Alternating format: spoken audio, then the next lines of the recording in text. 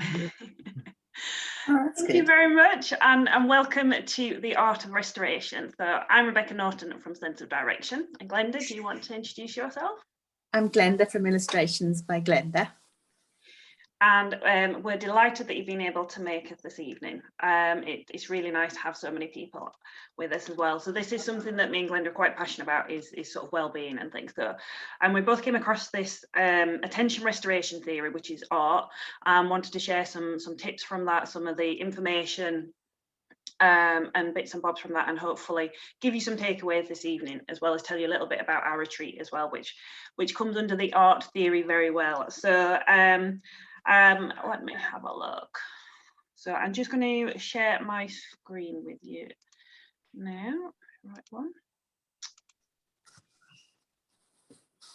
Okay, can you all see that all right? Yep, excellent. Yeah. Brilliant. All right, so I will let Glenda just do this little bit for us.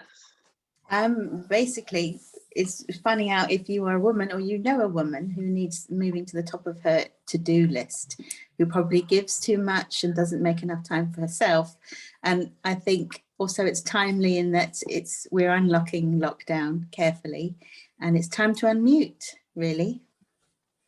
Rebecca. Yep. Brilliant, thank you. So this is who we're sort of aiming at, and anybody really. I think a lot of people are really struggling with bits at the minute, and I think mental health and mental well-being is such a big topic at the moment, so this fits in really well with that. So some stress is actually good for us because it gives us a little bit of motivation, it can encourage us to do things. So actually some stress can actually be very helpful. However, if we have too much stress, or that stress is prolonged, that's when it can cause problems. So physical problems as well as mental health problems and things. So it's sort of getting that balance right and making sure that we're not experiencing too much stress. And sometimes I think we don't even realize we're experiencing stress until it really hits us really hard. So some of the things that maybe want to look out for, some of the signs that you might notice are maybe a lack of concentration, problems with your memory. I know when I'm feeling stressed, I have real struggle remembering short-term things, either where I put things or I can't find my words or whatever. A change in appetite. So some people want to eat more when they're stressed and indulge in comfort eating.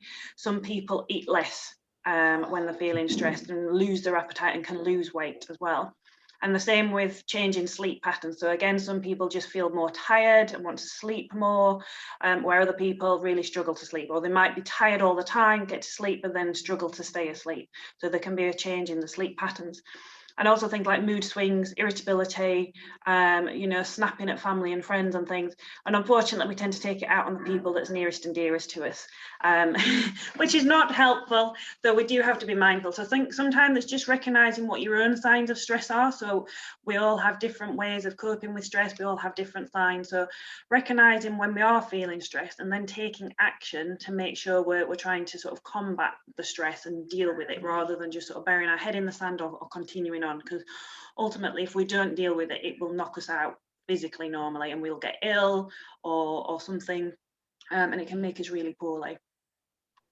So like I mentioned before, art is attention restoration theory. This is a theory by Rachel and Stephen Kaplan, and there's been lots of studies around nature, particular environments and things, creativity that they've realized is very helpful for restoring our attention, restoring our mental well-being. So nature is not only enjoyable, but can help to improve our focus and ability to concentrate. And those of you who follow me on social media and engage in some of my programs and things know that I'm a huge fan of the great outdoors and completely believe in this. So I love all these studies that are coming out. And like I said, it's so nice to see how studies have actually been able to demonstrate the power of nature and how helpful it can be to us. So that's the attention restoration theory, and there is an article, and if anybody's interested, we can share that with you afterwards as well, and it goes into more detail and gives some of the examples of the studies that they've looked into. So they just before I move on to that, there's 4 states of attention that they identify in their theory, and the first one is the clearer head or concentration. So these are all increasing in terms of improving our attention. So the first stage is in clearer head and concentration. The second stage is that mental fatigue recovery. So we're feeling better after we've maybe had a period of high energy activities, or we've been sort of very busy. The third stage is soft fascination, and we're going to be talking about that a little bit more later on. And then the fourth stage is reflection and restoration, and that's the highest level of sort of restoration that they're trying to aim for, and the best one that we want, especially if we have been very busy. And they suggest that we can get to that level of restoration by immersing ourselves in this restorative environment, and there are 4 key components to this. So the first one is being away. So this is being away from our usual thoughts and concerns. So it could be physically away from that environment, but it could also be mentally away from that as well. The soft fascination, which Glenda is going to talk a little bit more about later on, and that's something, doing an activity that holds our attention. The third point is extent, or being immersed and engaged in a particular environment. So we feel comfortable and at ease, but it's something that's holding our attention, and we're fully engaged in that environment. And then the last one, the label is compatibility, but it's actually a sense of feeling enjoyment and feeling safe in something that we're doing. So it's something that's fun, it's safe, we're not going to be suddenly exposed to anything that's going to scare us or put us out of our comfort zone. So there's a number of different levels, the 4 components of that there. So Glenda's going to talk a little bit more about the soft fascination bit. So I'm just going to stop sharing my screen now. I'll let Glenda take over. So the idea of soft fascination is when your attention is held but without effort. So if we talk about hard fascination, those are activities where you're completely absorbed in what you're doing. So it might be a sport, it might be watching television, it might be reading a book. Or the idea of soft fascination means that there is time for reflection within the activity, where walking lends itself to reflection. You walk and you think. Watercolor, which I'm going to show you in a second, you can paint, but it's so gentle that you have time to think while you're doing it. So in essence, the soft fascination allows for sense making sense of your world, and the hard fascination entertains or reduces boredom. So the restorative element comes in the soft fascination, which Rebecca does in her coaching walking activities, and I do in the watercolor activities. Now, not to be put off by watercolor, because I approach it from the position of a complete beginner, so absolutely no prior experience is needed for this, because all we're really doing is playing with the color, or being with the color is a way I like to put it. So I'm going to do a little demonstration, and just bear with me while I get the paper and the camera or in the right position.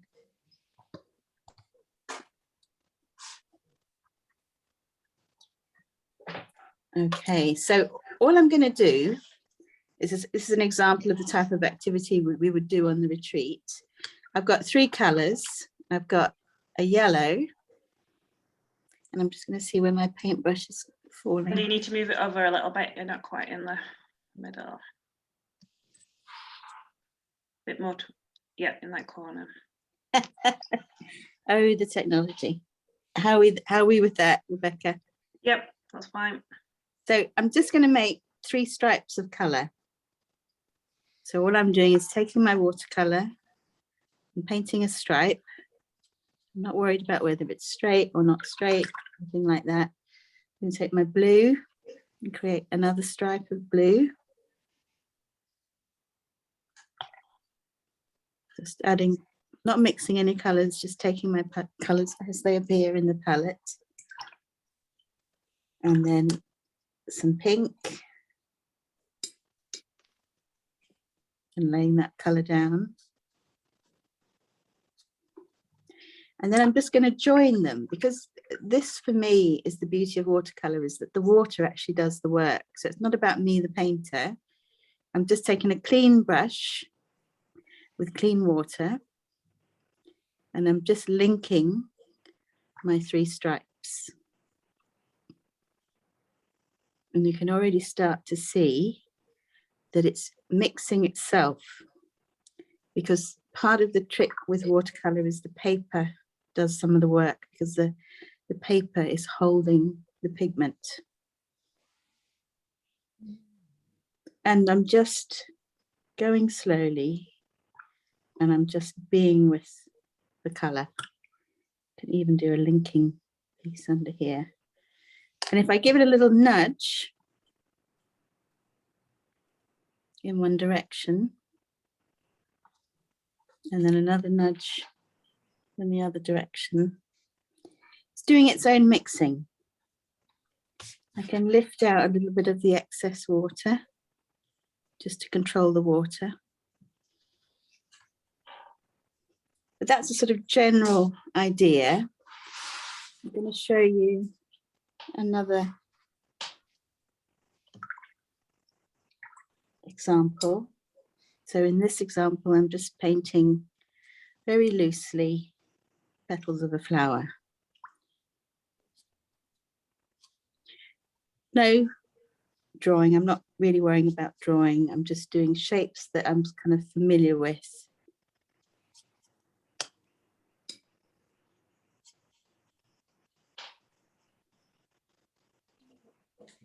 And then dropping.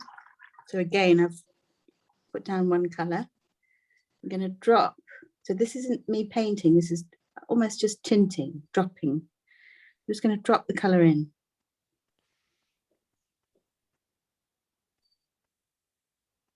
And see what that does. I'm going to add some leaf shapes. Again, just a shape that I'm familiar with. I'm not trying to represent anything with any kind of accuracy.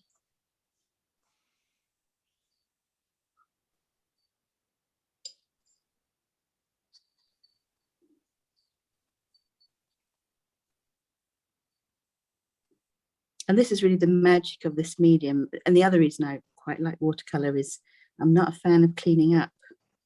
And there's not much cleaning up involved. You just run your brushes under a tap and you're done. So again, you can see, I'm going to let the color bleed in. So I'll just let that touch my previous colors. Could even drop another color into there if I wanted to. So I'm putting color down, but the paper and the paint is doing a large proportion of the work. So there's one just literally, just by virtue of its position on the paper next to the color that's next to it, is going to pick up the color. Let's drop some more in there. But what I love, so I'll just try and zoom in on that bit. So if you look at this bit here,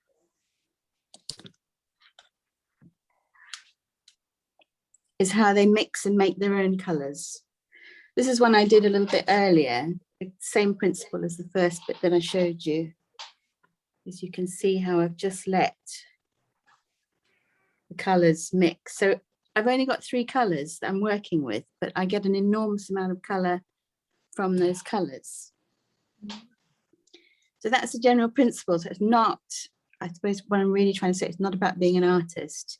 It's about being with the color and seeing what it does. So taking much more an experimental route to the medium. So I'm going to put the camera back on me. So just hoping that that all was clear and made sense, because there's always the limitations of Zoom. It's not quite the same as being in person. Rebecca? Thank you, Glenda, that's brilliant. So can you explain a little bit about how that process can really help with our well-being as well? Because it's slow and gentle, it's got the element of reflection within it. So you're able to think about other things while you're doing it. Also, that I think there's just the sheer pleasure of being with colour. You know, that colour is uplifting. You choose colours that you like working with, and you see what the water does. So there's an element of surprise, hence that word fascination. It's slightly out of the ordinary, but not outside, not so far that you feel uncomfortable. And And yeah, I guess the spirit of play, spirit of process, of just experimenting. And I do spend time demonstrating, so you're not going into it cold. But I suppose I want to emphasize that you absolutely do not need any prior experience in this. It's absolutely designed for, could be the first time you pick up a paintbrush, and you will love it. It's an addiction, a good one, positive addiction. What I love about watercolor is I feel it's something that can see you through your whole life. As a kind of, it's like a friend, really. And you can lose yourself in it in a nice way, in a gentle way. Yeah, and I'm just looking through some of my work. So we made a chapter in our last retreat. So this, I'm not an artist at all, but these are some of the things that we did, and we literally just played with the colour, and I loved it because it absorbs your attention in a very gentle way, but that's the sort of thing that then allows you to think. So we did it with different colours. I had to learn this as well. So when Glenda's talking about watercolour, and learning to trust the process and just learning to play. So I'm going to show you another one, if I can learn my other one that I've just seen. This one, it was watercolor, but there wasn't enough water on it, you know. So Glenda's really good at taking you through the different stages and learning and teaching you some of the basics and teaching you to have confidence in that as well. I certainly wouldn't call myself an artist, but by the end of the weekend we all had these pieces of artwork that we just loved.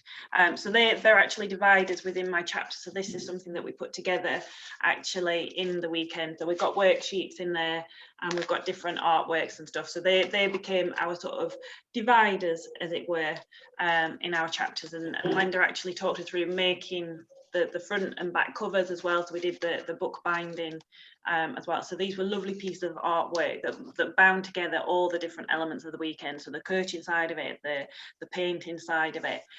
So it's just a lovely reminder of what we did, but some of the work as well. And I think what's been really important to Rebecca and I is that, unlike other retreats, you've got something to take away with you. So you've done the work, you've done the thinking and the imagining the future or reconciling the past, but you've got this book that you can then work through the strategies when you get home, back into your home environment, that you're not sort of just left on a cliff. You've actually got strategies and tools and a book to work with over the coming months. Yeah, and the reason sort of why we're sharing this is because it does meet all the criteria of this art thing, the attention restoration. So let me just share my screen again with you. So obviously we're away in a beautiful setting in the Peak District. It's a lovely converted barn that we stay in. We've got that, we're surrounded by nature. We do some walking, we do watercolor painting on Saturday morning. So we've got that soft fascination as well. We're immersed in the beautiful location. It is very comfortable setting. It's only a small group. We've got a maximum group size of 8 people. So it's a safe space to unwind and relax as well. And the thing is, you're taken care of from the moment you arrive, basically. So let me just... So it's November the 5th to Sunday the 7th. So because it's Bonfire Night, we will be doing something nice on Bonfire Night as well. We have a fire pit anyway. The one thing that we do on the Friday evening is the fire pit. And we talk around about beliefs and things. So we're identifying your limiting beliefs so we can get rid of those, or at least identify them and work on them right at the beginning of the weekend, so that we can move forward and create this next chapter and stuff. So we get, like, the 2 nights at Litton Fields Barn. You get a Friday night evening meal, Saturday breakfast, lunch and dinner, Sunday breakfast and lunch. Food is a big important thing to both me and Glenda. So it's healthy, nourishing food. That is, like I say, that plays a big part of it, and it's part of the nourishment as well. So it is healthy food that we're doing. Doesn't mean to say it's not nice, because we have some delicious cakes and puddings as well. Beginner watercolor tuition as well. There are all the resources that you need, so you don't need to bring any of the art materials with you. That's all provided there, and Glenda will talk you through all that. So all the papers and everything, the paintbrushes are all there. We do a guided coaching walk. I'll take you for a walk on Saturday afternoon and actually do some coaching with you on the walk. And there'll be some other activities, guided activities as well throughout the weekend. And that's where you fill in some of these worksheets. And they're not just like your bog standard worksheets either. These are beautiful worksheets that Glenda's designed. So as an illustrator, of course, they look wonderful, as well as being very useful. So which is really nice. So this is the barn. It's sort of an upside down arrangement. So the bedrooms are downstairs, and all the bedrooms have got ensuite bathrooms, and then upstairs it's this beautiful living room, and then there's a big kitchen and dining area where we do some of the artwork as well, which is lovely. So the programme is Friday evening. We welcome you. We take you for a local walk around the area so you feel comfortable in that environment. You get to sort of understand where you are, get a feel for the area. We do the outdoor fire, and then Saturday morning, Glenda takes you through the watercolour tuition and just playing with colour. And then in the afternoon, I take you for the clarity immersion around the local area as well. We have a little bit of free time. Saturday evening's flexible. There's a few things that we can do, or you can just have some time out. So last time it was a really lovely, relaxed evening where we just chatted and enjoyed the food. And then Sunday morning, we put everything together. So we put all the worksheets together, all the watercolours together, and actually compile your own chapter, which is what I've just shown you there as well. So everybody takes away their own chapter. So this is some of the watercolours that we're doing. It gets very messy and very full. There's just watercolours and paints and papers all over the place, and it looks amazing, as well as it's just great fun. And it's very quiet actually, because everybody's just completely absorbed in the activity. So it's actually a very quiet and relaxing environment to be in as well. So we've got early bird tickets available until the 31st of July. And which is £350, and then the standard tickets are £385, but we're happy for people to pay by instalments. We don't put any extra cost on for doing that. We recognise that you know, that is a big investment for some people to make, and we're quite happy. We want as many people to join us as possible, and we don't want them to be put off by the money, so we are happy for people to pay by instalments, and we can set that up. That's not a problem at all. So you can find out more information there, and I will just stop sharing now as well. But if anybody's got any questions, wants to find out more, then please message either myself or Glenda. And there's things on my website as well. There's more information on my website. I think there's a little video as well of the area where we are, the actual location of the barn and stuff. So it's in the Peak District. It's in Littondale in the Peak District. So it's a beautiful location as well. It's just a small little village.